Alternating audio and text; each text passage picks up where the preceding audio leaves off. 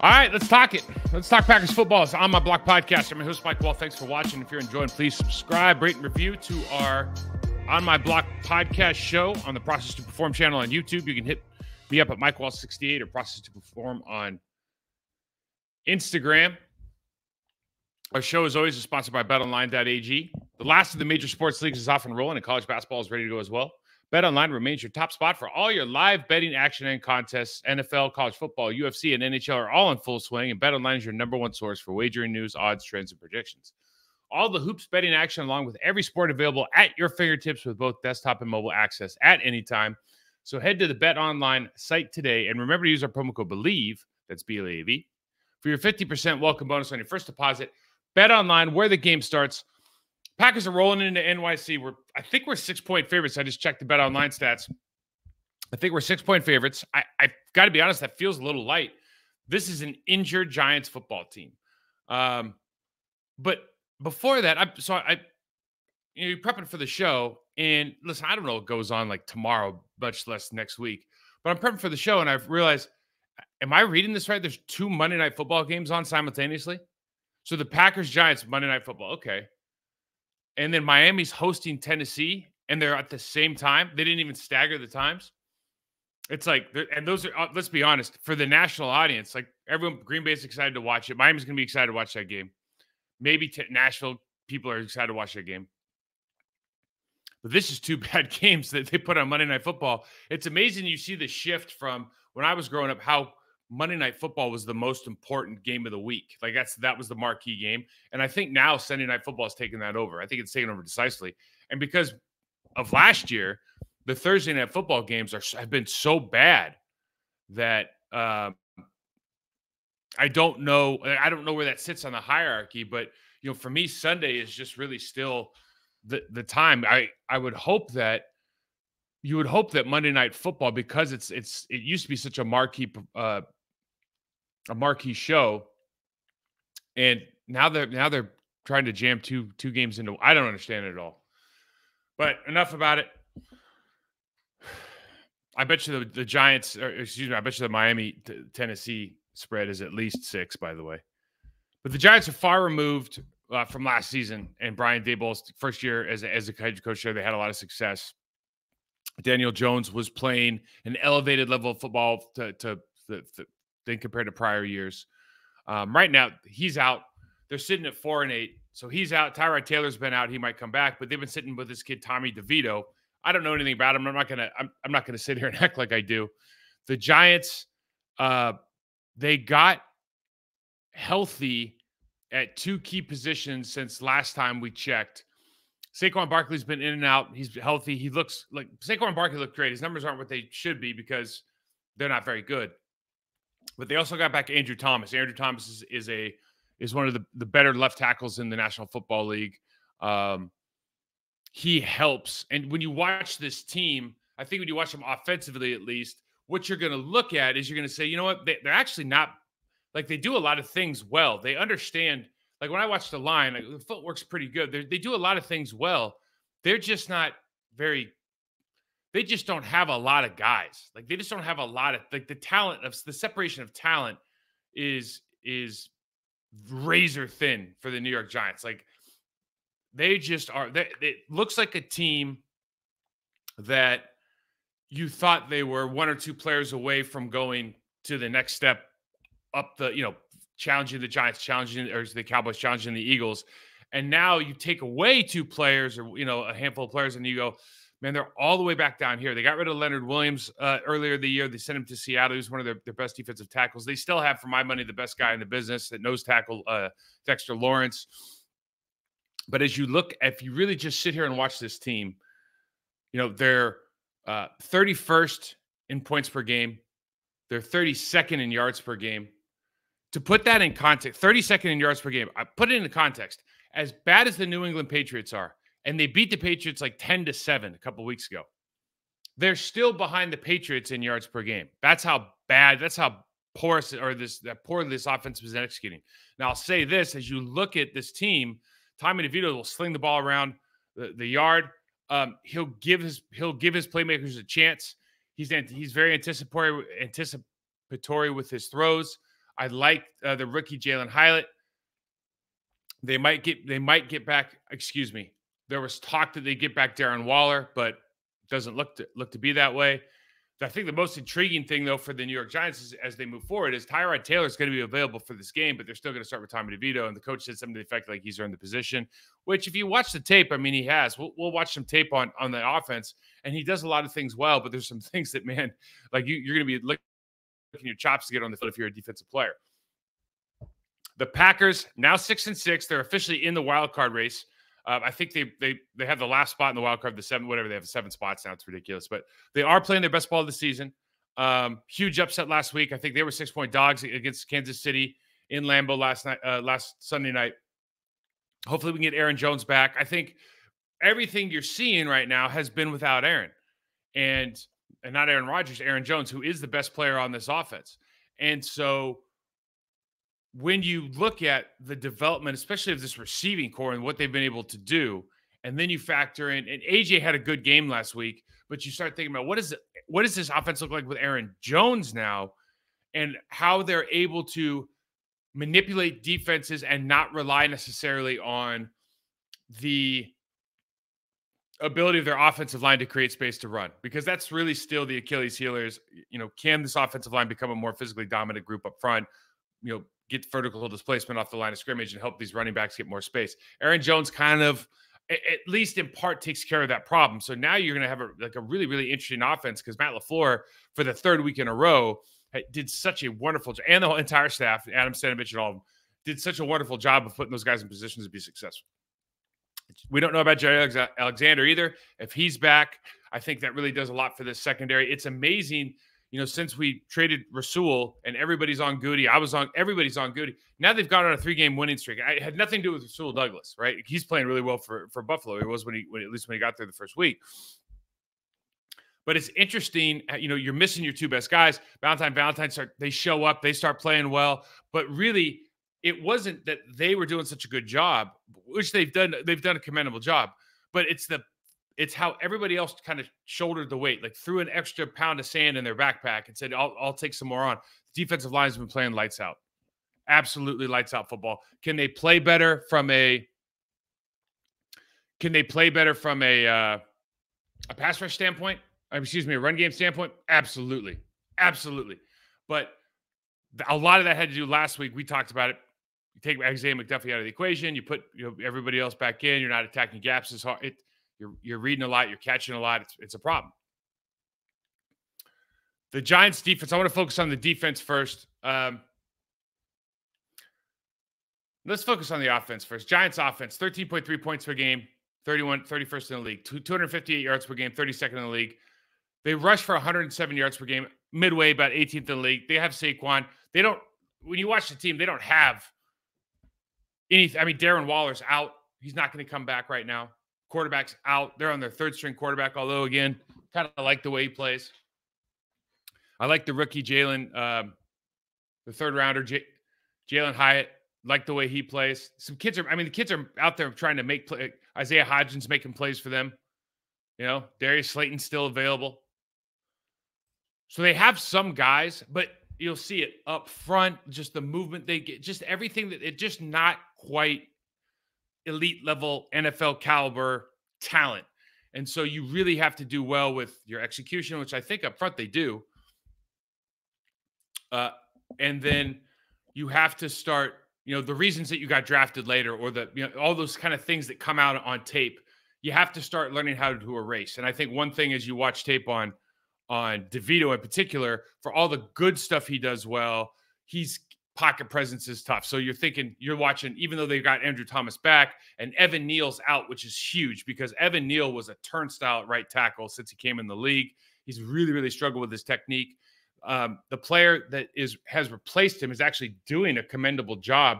I'll get his name, Tyree Phillips. He's doing a commendable job, but because of the pocket presence, and I think they have Pugh at left guard. Yeah, Justin Pugh came off the couch. He was playing left tackle, now he's playing left guard. They're all doing a pretty decent job, but the pocket presence is not there. He got sacked 6 times last week against the Patriots. They're coming off their bye week, so this is a week and a half ago, I suppose. But he gave up. The Patriots don't sack any. I mean, they don't get 6 sacks in a game. They sack this guy 6 times. I mean, he's not quite, doesn't have that. So if you're Kenny, if you're Rashawn, if you're MVP, defensive MVP Preston Smith, I think you're looking at this game like this is a stat stuffer game. You have a real opportunity to do something here. We'll show this. Let's just get to the tape right now.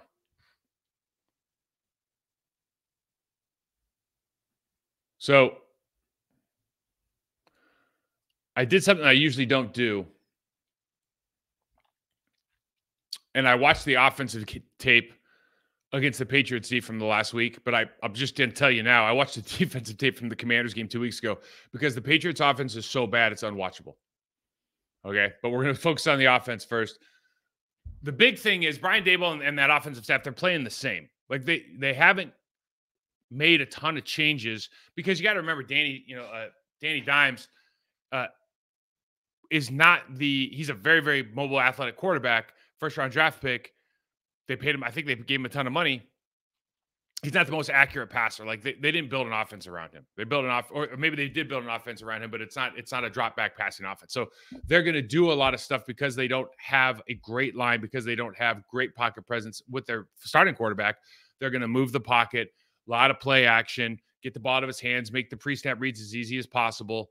Okay, so you're going to see a lot of the stuff that you would watch if you had Danny Dimes, if you had Tyrod Taylor in there. It's going to be the same information with Tommy DeVito. So they're going to play this, largely going to play the same here. So we go motion across to a 2x2. They get the coverage that they want. And they're going to play this deep crosser all the way across the ball. They have the clear out on the top, deep crosser across the ball, big play offense, and try to take those shots when they can. They're going to do just the same thing as the Green Bay Packers. Young player, let's ID through motion. So they show that they show that they're not going to they're going to stay in zone coverage. They're in cover 2. Talking about the Patriots now. This is just a little wrinkle of football. So if I can take this back a little bit more. So you got a 2x2 look. And as you motion across, you see the safety comes back. And now you're in a 2-shell look, and it's probably cover 2. So you just take a peek out here.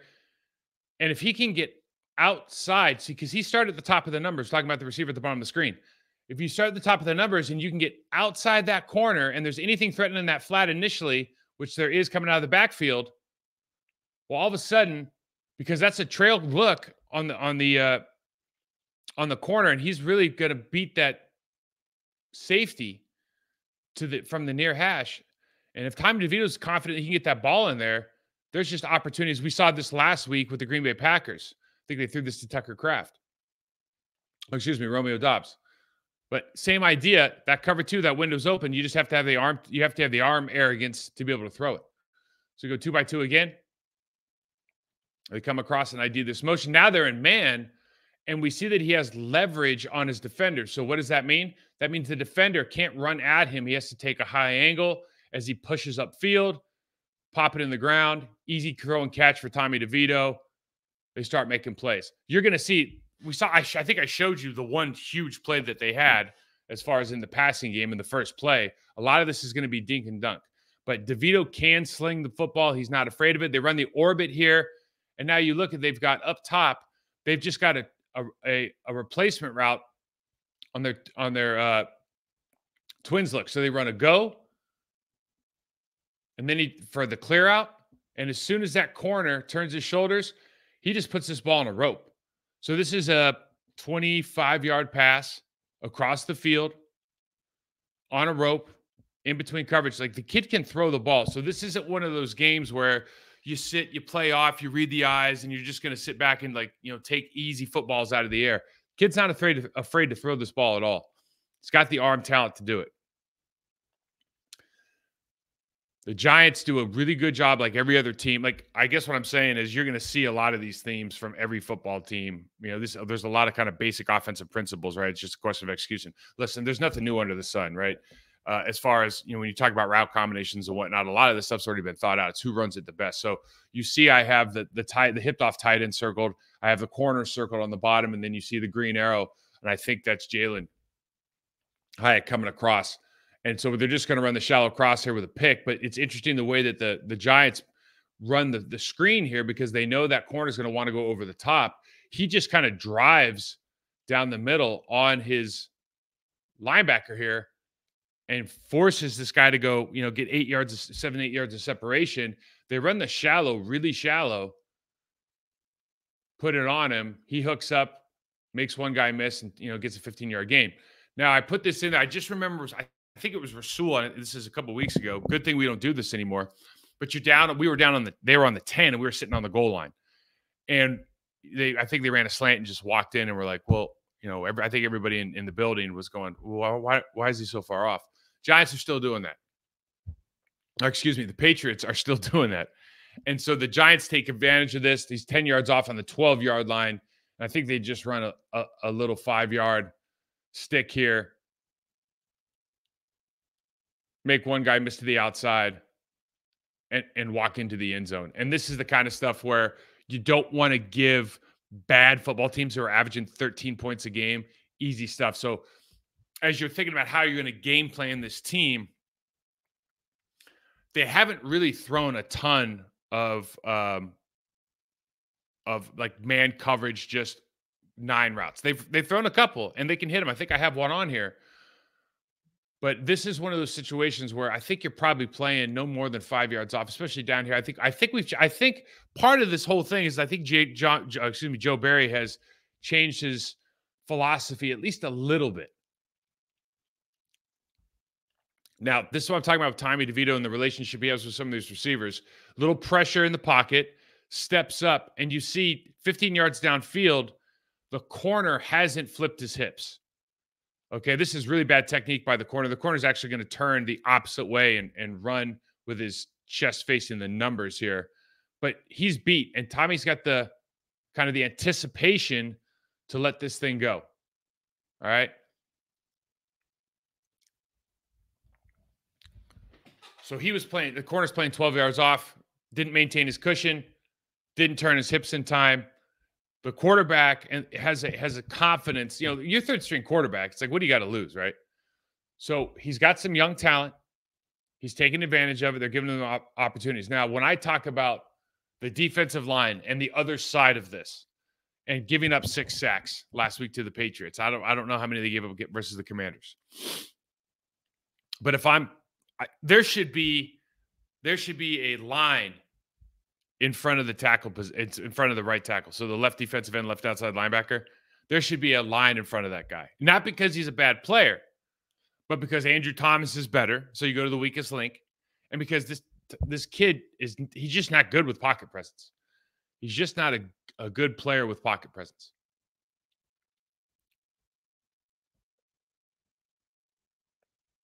You just sacks. Experience in the pocket. There's guys wide open on this. He doesn't, but sometimes when you're the third string guy, you're waiting for it to play out, right? You don't trust your eyes yet. And so you see this right now. You see the left tackle's giving up the edge. It's like, throw the check down, man. It's right there. Just throw the check down. Or flip your eyes to the other side of the field. You got somebody wide open on the hash. They're always kind of looking for the bigger play.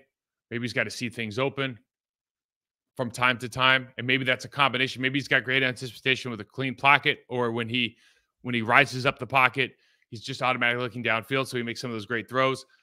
But when you watch this guy over and over and over again from a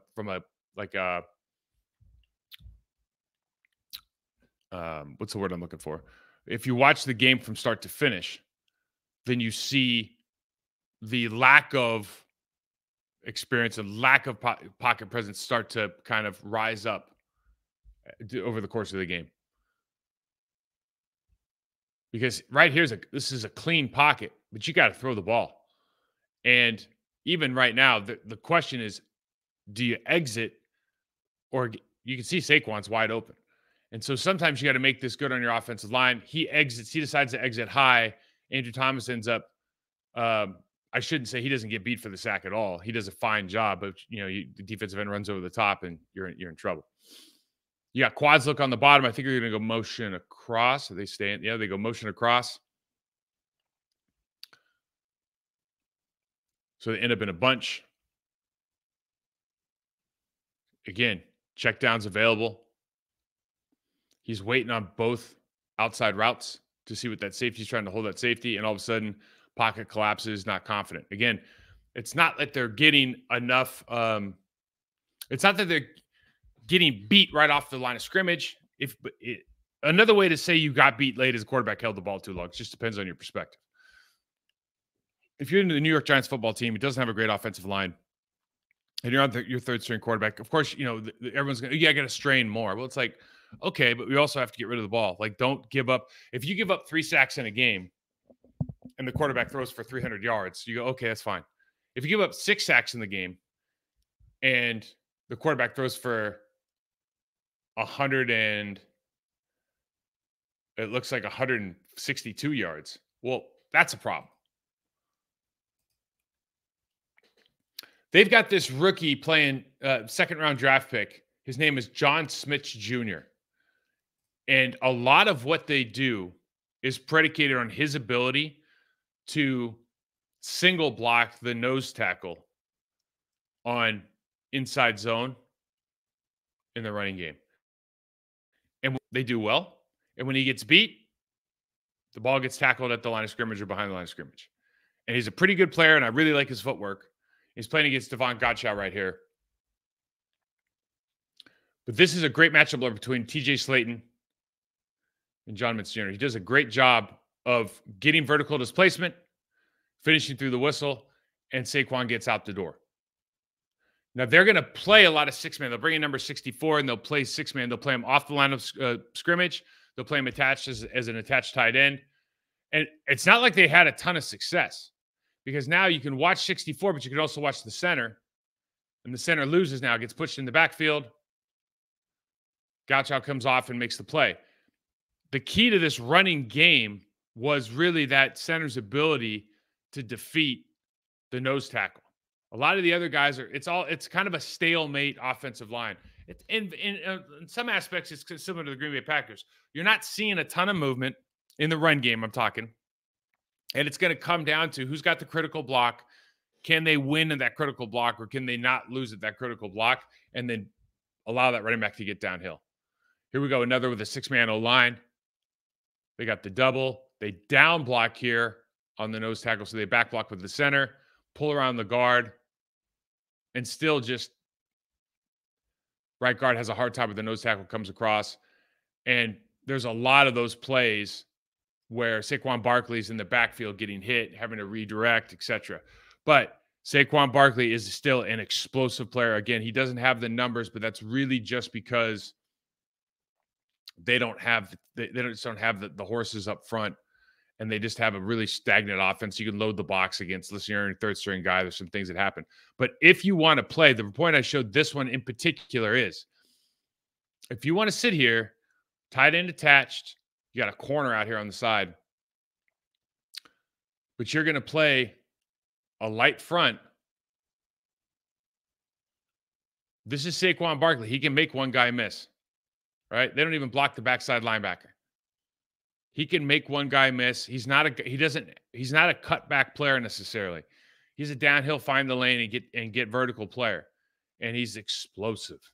And last year, everybody remembers, he really took it to the Green Bay Packers. I think this is the game they lost over in London. So they're not very good from an offensive standpoint. You look at the 13.3 yards per game, and you look at the way the Green Bay Packers defense has been playing, coming off a number of good games against, if not this year, elite offenses, the Kansas City Chiefs, historically elite offenses. The Lions are an elite offense. The Chiefs have been elite. They have Patrick Mahomes. So they've been playing at such a high level. What you don't want to have is this kind of letdown, looking at this like cakewalk, right? I think the kid can throw it. They're going to give him the chance. They're not going to – this isn't going to be a run, screen, punt game. Like, they're going to let the ball rip. They're going to move the pocket. They're going to do everything that you need to do in order to be successful against this defensive line. They're going to try to have an answer for Rashawn Gary over there versus that right tackle, whoever it is. If Evan Neal comes back, and listen, maybe he'll be good, but if he comes back, they're going to have to change their offense. I think him being in, even though he's the starter, is net worse for them than having this Phillips kid in 79. I think 79 is doing a better job. That's me personally. But either way, I think there's going to be a line over there. Preston's going to be, hey, let's switch, right? And Ibarra's going to be like, hey, can I go in at left defensive end? I'm ready, right? Van Ness probably still staying over on Andrew Thomas with the two-hand bull rush. But everybody else is probably going to migrate over to the left side and try to get some reps because Andrew Thomas is beatable as well. But it's like, why would you mess with Andrew Thomas if I've got a backup right tackle playing and a quarterback who's not comfortable in the pocket? That's the way I think about things. Let's talk about the defense. So they're 24.3 points per game. That's 26th in the league. Not very good. 364 yards per game, 28th in the league. Not very good. 136 rushing yards per league, 28th in the league. Yards per game, 28th in the league. Not very good. Now, let's throw all the numbers out. Okay, this is really about one guy. 2 weeks ago, Dexter Lawrence plays. Okay, Dexter Lawrence is number 97. He is an absolute unit. This guy is a game wrecker, okay? If anybody watched the Lennon game last year knows exactly who he is. I know Josh Myers knows who he is. He's on a hammy right now. But if I'm going to show you tape from the command, again, you can't watch the Patriots offense. It's unwatchable. You wouldn't take it. If I showed it you guys, you'd be like, oh, well, this is the best defense in the league, because the Patriots game's unwatchable. Fingers crossed he stays hurt because he is a absolute problem. He's the best in the business. Not three technique, nose tackle. This guy's the best in the business. Now, the Giants are going to mix in a lot of quarters coverage with man coverage. They run some different pressure packages. When you're watching the tape or you're watching this live on Monday night, the linebackers tell the story. The linebackers are 5 yards deep. So if they're not at 5, something's going on. It's that easy. If one of them's staggered, he's coming. I mean, it's almost canon law. If they're not sitting at 5 yards deep, something's going on. They're going to run some sort of pressure game, or they're going to run some sort of stun up front. You can ID this entire game by where those linebackers are standing. If they're wide, there's a reason they're wide, and they do it. They're not even trying to hide it. I mean, maybe they are, but again, if I see it, I know that the guy on the other team's seeing it. Packers screen game should work really well this week. We didn't see a lot of screen versus the Kansas City Chiefs, but when you see how they line up, Micah McFadden and Bobby Okereke,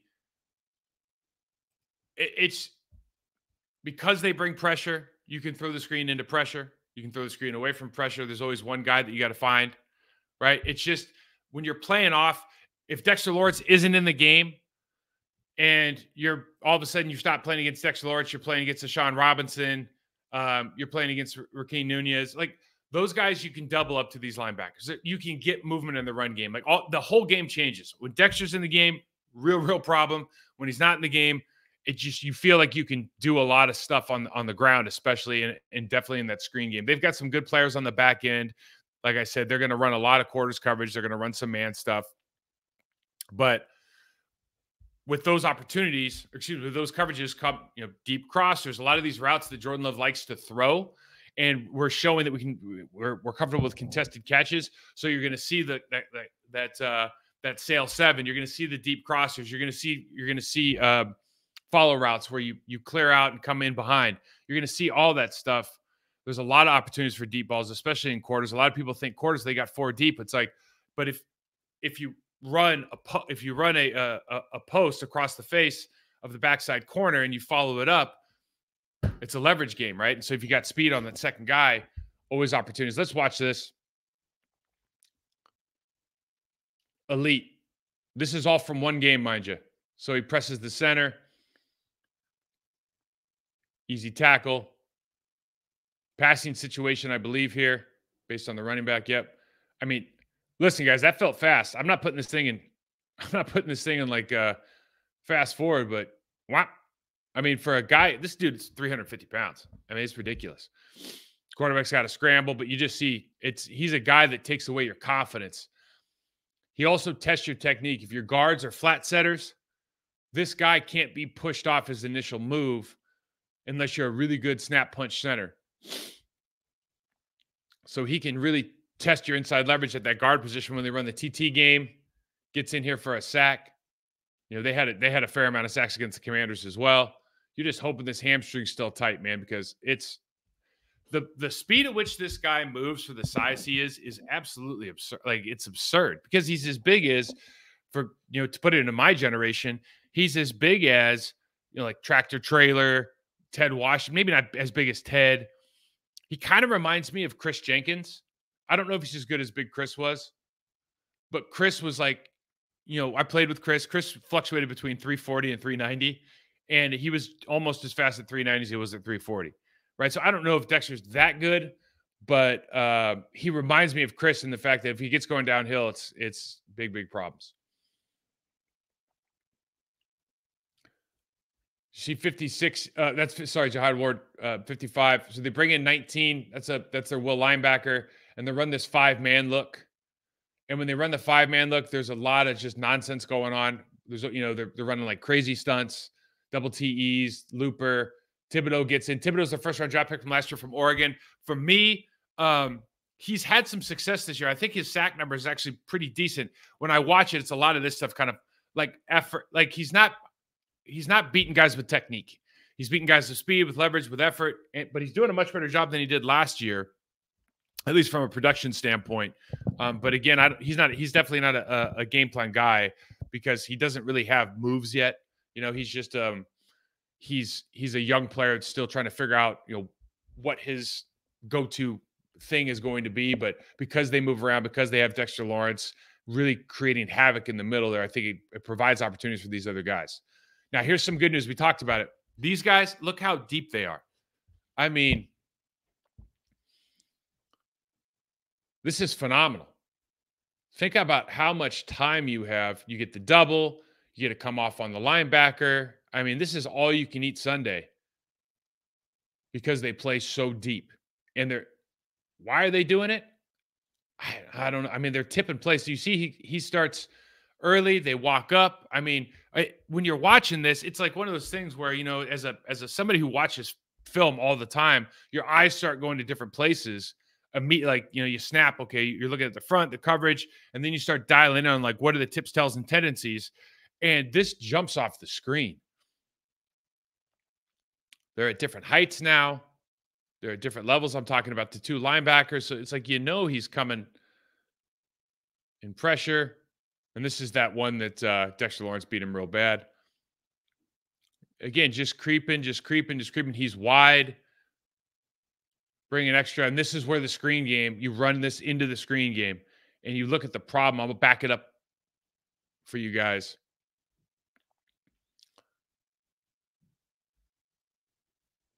So they leave themselves really with 6 back, rush 5. And the linebacker or the drop safety, is going to be the closest guy. And this is just easy pickings. They had a number of screens work this game. Look how wide he is. I mean, there's absolutely no reason. I'll show this again. Even on the look outside, which you guys can't see, but there's only one reason to be out there. You're building in your leverage. And you can obviously, if you take that, and then, this is kind of offensive line nerd stuff. So excuse me. But if you see this, Jihad Ward 55, closer than he usually is. There's no reason for him to be this close in this situation. There's no chance of him getting cracked from somebody coming in. Right. So you kind of know they're moving differently. Like these guys don't. I guess what I'm saying is, if there was ever a time where you could read the tea leaves before the snap, like pre-snap recognition from the offensive line, running backs, et cetera, like protection stuff, running stuff, this would be the week because these guys really tip it off. What I think, to me, what happens is Dexter Lawrence just ruins a lot of it because he's so good. But they're going to give you opportunities to run the ball. More good news here. Again, you see they're on different levels. and they just don't attack the line of scrimmage. I mean, you see 58 here, and he should be butting this dude in the mouth, and he's trying to read this thing out against the 320-pound left tackle, Charles Leno. I mean, it just makes no sense, but hey, we'll take it. You got to love it. Playing the run. This is kind of always interesting when you're game planning and you want to run your trap game, your gap scheme stuff, and you want to pull a guard, pull a tackle. How are they going to play it? And it was interesting because these guys played it differently. So you see here against the tight end, Thibodeau comes down, wrong shoulders, really rides that tight end down, closes out the gap, rides this down, gives that log look. So the tight end's going to really log him. They're going to run outside. And then you see 25 kind of sitting in the hole here. Interesting because on the other side, very similar action, and we're squaring up. We're not riding that tight end down. And this is just a counter look, but the guard's able to kick him out. And I think you're going to see a lot more of the latter than the former, based on just what you see on tape. But there's, again, the reason I bring it up is there's space here. If you're going to leave that tight end untouched and you're going to play outside, as you start thinking about how am I the game plan, if the center can hold up against 97, this is a very advantageous look because when the linebackers play deep, the safety is also deep. So you look at the slot receiver on the left side of the screen here, he can get to 29 if they need to. That's an easy dig out because they're not attacking the line of scrimmage. They're reading. I mean, you don't know how these games are going to play out. But when you watch this on tape, you get a lot of confidence if you're thinking about the running attack for the Green Bay Packers.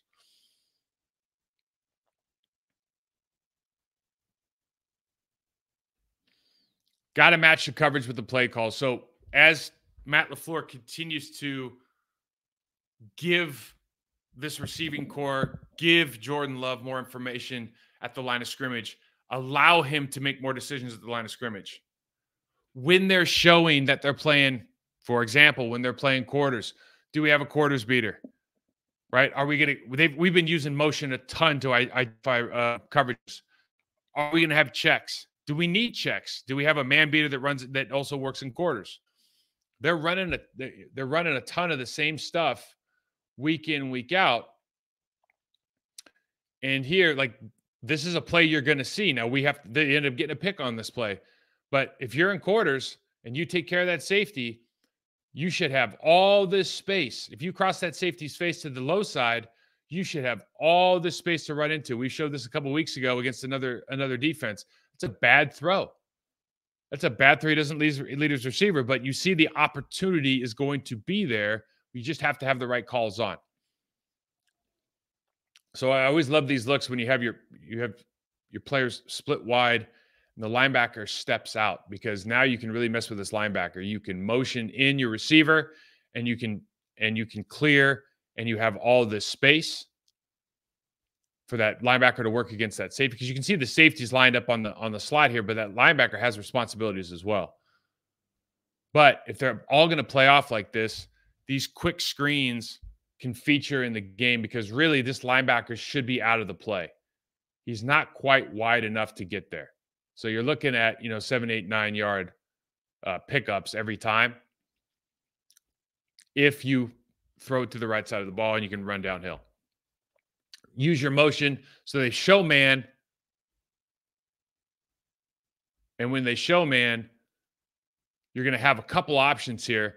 Now, this is kind of a keeper, but this inside slot, so they're going to end up throwing this to the flat. They get a nice pickup, but the inside slot is actually, there's a safety on the backside that can drive if he does a crosser, but if the quarterback just pulls up, he can turn around and throw that inside slot at the top of the numbers on the 40.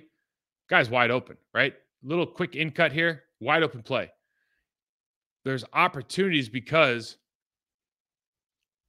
these linebackers will at times bite and come all the way up to the line of scrimmage. Logan. It's my man Logan Thomas with a fumble. That's terrible, Logan. Logan was a great story. He comes from Virginia Tech, played quarterback. He was in Miami with us. And he comes in one day. He's like, And literally, he like shoulder pads are different because they wear different shoulder pads as the quarterbacks and tight ends. And we're like, "Hey man, what?" And he's like number 82 now. And you're like, "Hey, what are you doing?" He goes, "Well, turns out I'm not going to be an NFL quarterback. I'm going to be a tight end." Sure enough, 7 years later, really good tight end in the National Football League. Motion creates confusion. They come across, and they're having a hard time on the back end. Talking about the Giants now, trying to figure out how they're going to rotate their safeties and who's picking up where. And what happens is it's just a little thing, but the linebacker really gives a free release and loses the tight end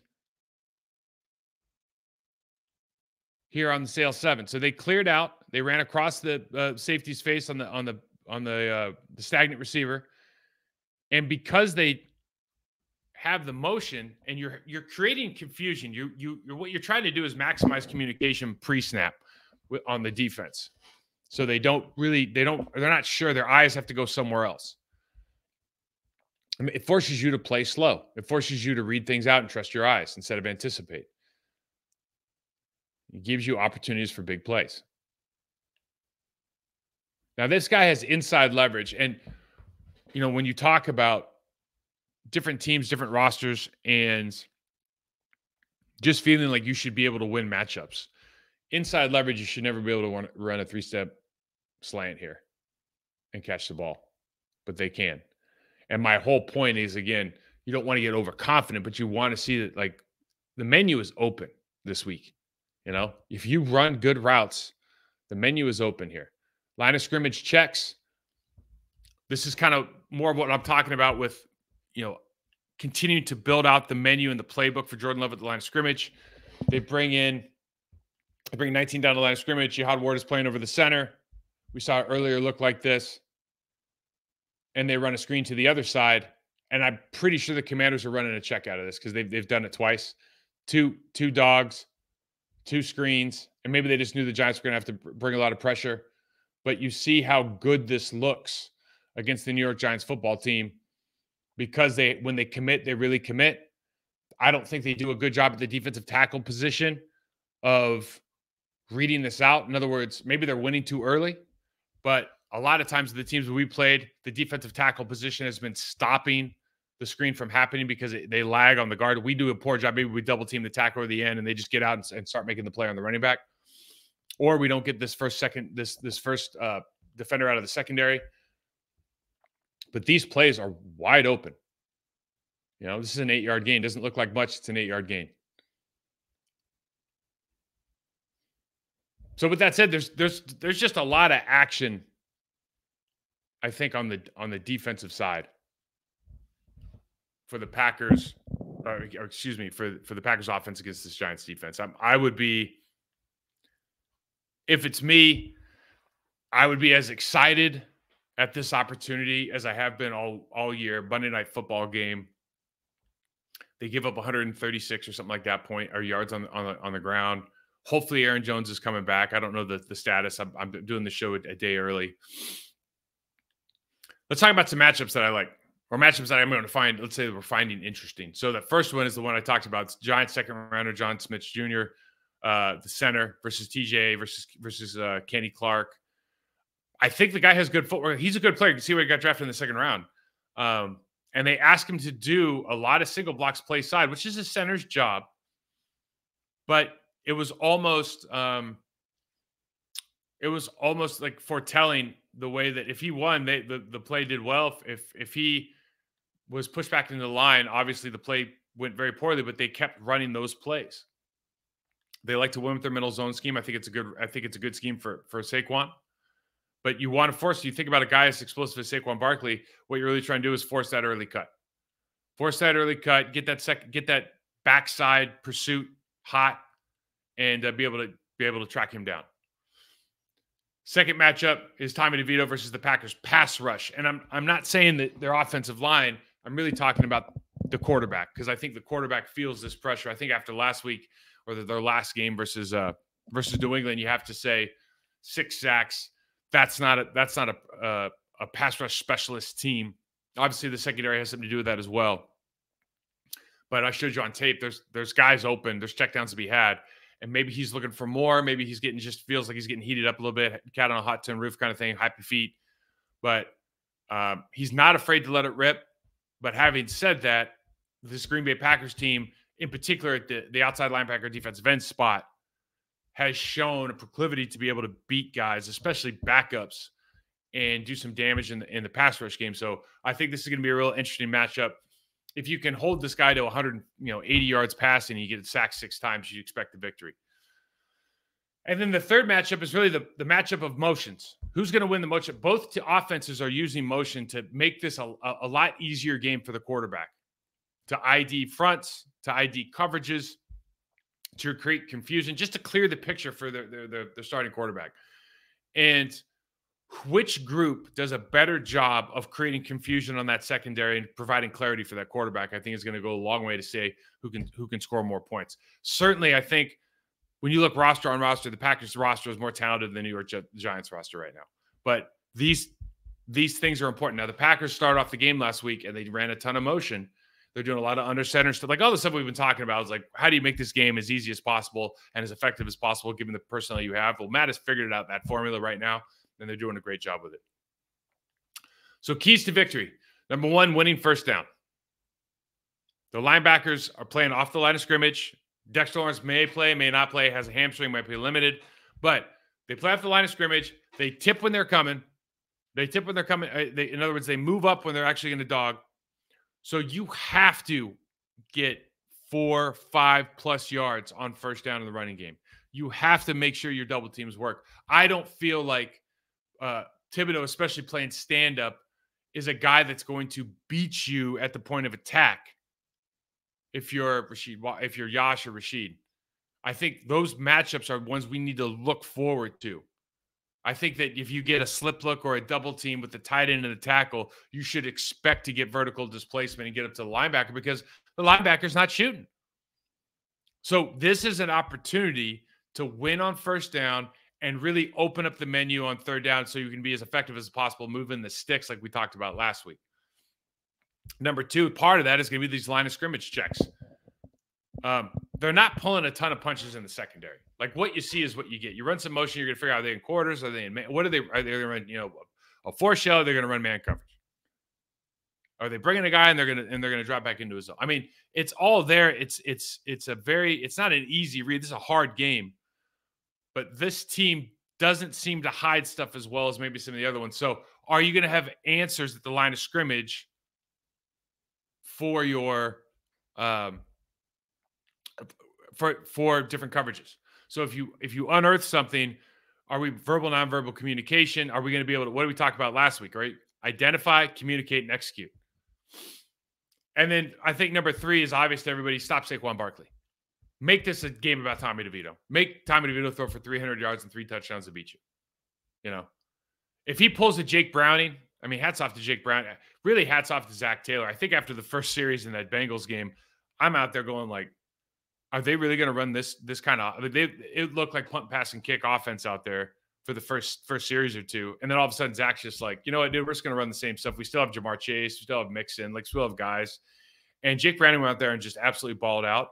So if Tommy DeVito goes out there and absolutely balls out like that, he doesn't have the firepower to. I think personally, or with the players that they have, they don't have a Jamar Chase, they don't have a Joe Mixon. They do have a Joe Mixon. That's not fair. But if he goes out there, you just tip your hat to him and move on to the next game. I just don't think they have that. So stop Saquon Barkley. Put this guy in third and long situations. Heat him up. Pocket presence is an issue. This is the kind of stuff you're looking for. And I think that 6 points. Listen, you're in New York. It's a road game. It's going to be a difficult environment. Certainly, Monday Night Football is a whole new schedule. You got to get used to that. But for me, on situations like this, I look at it like,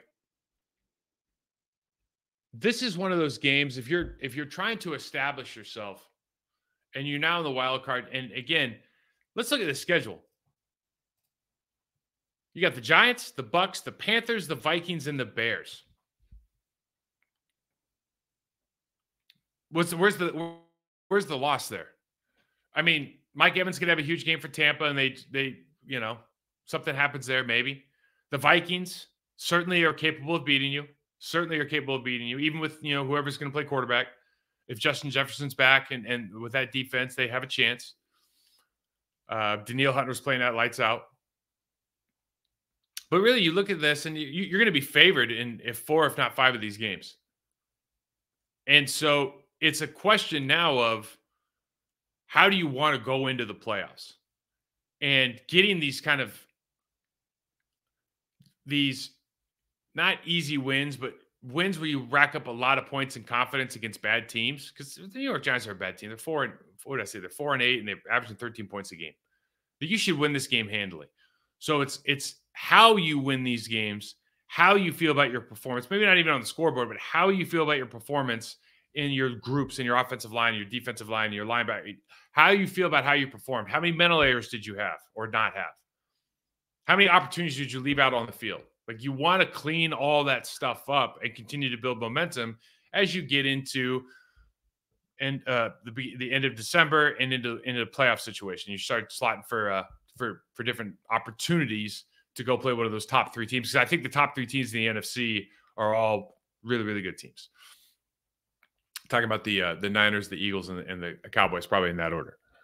So 6-point game. I actually think this spread's not big enough. I think it probably widens by the end. It depends probably on the injury report. This is one of those games where this injury report is going to be telling. Evan Neal comes back, that changes things. Darren Waller's not coming back, but if Dexter Lawrence plays versus not playing, I think that's a huge thing for them as well. Tyrod Taylor being available and not going, that's interesting. I mean, there's a lot of things going on, and certainly on the Green Bay Packers side, Aaron, Jair, there's a lot of guys that you could be able to get back right now, and if that's the case, certainly those 2 alone would add a ton to this offense and defense, respectively. So another chance to prove yourself. Another opportunity to go out, especially on the national stage. I think it should be a lot of fun. Enjoy the game, guys. Enjoy the weekend. You can find me at Mike168 on Twitter. Hit that like button. Subscribe, rate, and review us on our Process to Perform channel on YouTube. And until next time, we will be drinking whiskey until Monday night.